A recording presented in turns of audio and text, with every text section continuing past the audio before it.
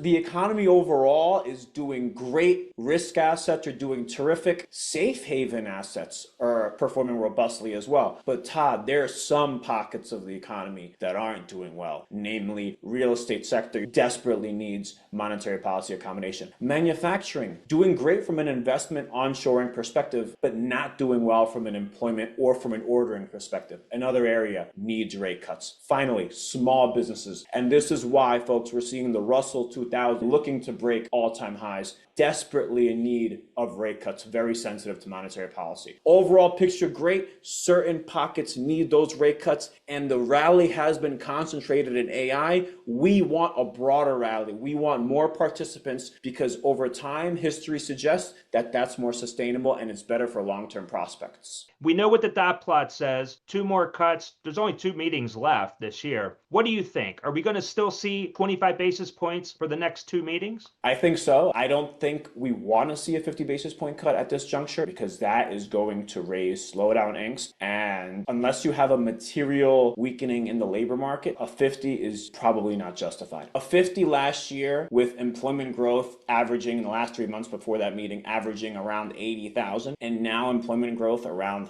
30,000, roughly a third of what it was last year when they cut 50. So I thought a 50 was justified. But hiring is going to reaccelerate here because, like I said earlier, those struggling sectors, now they want to start expanding. Now they're less hesitant on the hiring front. So I think that roster additions are going to start to pick up. We saw it last year when the Fed cut by 50. Hiring began to explode. We started having reports up north of 200,000. We can definitely get back up to 120, 130, 140, which are great numbers considering a growing economy. My personal opinion was that I figured the Fed had to cut 50 basis points today. You have 2 PCE data points coming out until the next meeting, another labor report the first Friday in October. So there's a lot to digest, but there's a lot that can go wrong. Going 50 basis points seems to protect the Fed. Right now, they seemed a bit vulnerable at only 25, and that's probably where markets are actually saying, hold on now, I don't think they did enough. It's great we're going to look into the future, but it's a whole 6 weeks till we actually meet again. Watch the full episode of The Money Path by clicking on the link in the description.